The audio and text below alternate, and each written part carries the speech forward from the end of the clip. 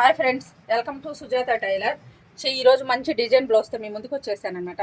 చీర వచ్చేసి ఫ్యాన్సీ చీర, ఫ్యాన్సీలోనే స్మూత్గా ఉందండి చీర. ఆపోజిట్ బ్లౌజ్ వచ్చేసి ఇట్లా ఇచ్చాడనమాట. చీరలో కానీ ఎక్కడ ఈ కలర్స్ ఏమి ఉండదనమాట, ఆపోజిట్గా ఇస్తాడనమాట. చీర ఒకలాగా, జాకెట్ ఒకలాగా ఇస్తాను.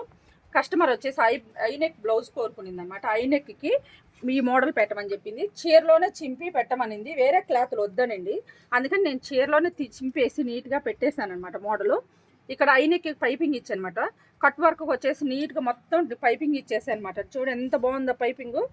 చేతులకు కూడా అలాగే కట్ వర్క్కి పైపింగ్ ఇచ్చానమాట. చూడండి డిజైన్ ఇక్కడ ఇంత నీట్గా ఇచ్చాను అనమాట. పైపింగు డిజైను ముందు వచ్చేసి రౌండ్ మెడను ఐనెక్లోనే. జాకెట్ వచ్చి చాలా బాగా వచ్చిందండి. ఎవరైనా కొత్తగా నేర్చుకునే టైలర్లు ఉంటే, నా వీడియోలు చూసేవాళ్ళు కానీ ఎవరైనా ఫాలోవర్స్ ఉంటే, ఈ కట్ వర్క్కి ఈ పైపింగ్ ఎలా వేయాలో మీకు కానీ రాకుండా ఉంటే నాకు కామెంట్ చేయండి. నేను కామెంట్లో ఈ పైపింగ్ ఎలా వేసానో చెప్తాను.